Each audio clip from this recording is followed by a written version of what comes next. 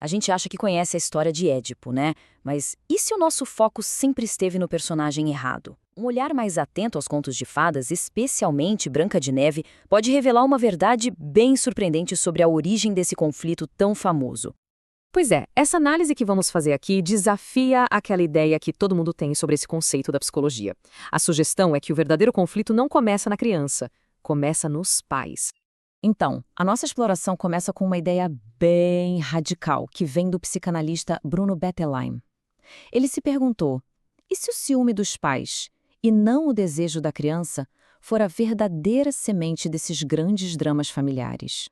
Ok, a definição clássica, aquela que a gente aprende, coloca todo o peso nos desejos inconscientes da criança. Mas a história original, o mito em si, conta uma coisa bem diferente. E o mais interessante é que, se a gente for olhar lá na raiz, o mito original aponta para um culpado completamente diferente. E não é a criança. E essa frase aqui do Bettelheim resume tudo. Ela diz que, antes de qualquer coisa, são os medos e as atitudes dos pais que dão o pontapé inicial para a tragédia toda. Eles são o gatilho. Para a gente entender isso melhor, vamos mergulhar um pouco no próprio mito de Édipo. Ele funciona como um alerta, um conto de advertência bem sombrio sobre as consequências disso. Olha só, não é a história de uma pessoa só. É tipo uma maldição que vai passando de geração em geração. Começa lá atrás com Tântalo, passa por Pélope, até chegar em Laio, o pai de Édipo. É o medo que o rei Laio sente de ser substituído pelo próprio filho que causa diretamente toda a catástrofe. E o resultado disso tudo? Uma tragédia que não tem como evitar. O mito não oferece nenhuma escapatória. Depois que os medos dos pais são colocados em prática, todo mundo é destruído. Pais, filhos, irmãos, todo mundo. Agora, vamos virar a página e olhar para uma história que, à primeira vista, parece bem mais simples: Branca de Neve. Ela apresenta exatamente o mesmo tipo de conflito, só que o resultado é muito diferente.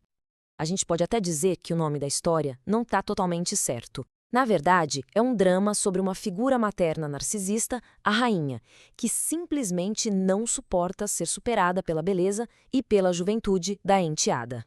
E a figura do pai, onde entra? Ele é representado pelo caçador, uma figura fraca, ambivalente, que tenta agradar a todo mundo e, no fim das contas, não consegue oferecer uma proteção de verdade para a filha. A fuga dela para a casa dos anões é mais do que só se esconder. É uma fase super necessária de crescimento, sabe? É um tempo para ela amadurecer, ganhar força, longe daquele conflito central com a madrasta. E essa parte das 3 tentações é brilhante. A rainha, sempre disfarçada, ataca exatamente nos pontos fracos da vaidade da adolescente Branca de Neve. Primeiro as fitas, depois o pente e, por fim, a maçã. Isso mostra que o conflito também é interno. Então, quando a gente coloca essas duas histórias lado a lado, a diferença fundamental entre elas fica escancarada. Uma é um mapa para destruição e a outra é um guia para sobrevivência. Olha só que claro que fica. No mito, a motivação dos pais é o medo. No conto de fadas, é o ciúme. O destino da criança no mito? Destruição. No conto de fadas, sobrevivência. E a mensagem final: o mito traz uma tragédia inevitável, enquanto o conto de fadas nos dá esperança e fala de amadurecimento. E aqui está a grande promessa do conto de fadas. A morte, como aquele sono profundo da Branca de Neve, nunca é o fim de verdade. É a morte simbólica de um eu que era imaturo para dar espaço para o renascimento em uma nova fase da vida, muito mais completa. Certo, mas então, o que tudo isso quer dizer para a gente?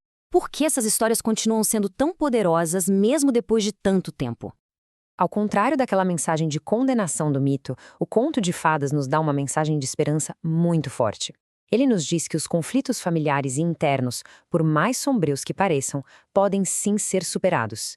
E que ao enfrentar eles, a gente emerge mais forte, pronto para uma vida mais plena. No final das contas, essas histórias que atravessam séculos são muito mais do que só entretenimento. Elas são como mapas da nossa psique. Elas nos alertam sobre os perigos que a gente enfrenta, mas, o que é mais importante, elas nos dão esperança para a jornada. Fica a pergunta, né? Que outras verdades estão aí, escondidas, nas histórias que a gente tanto ama?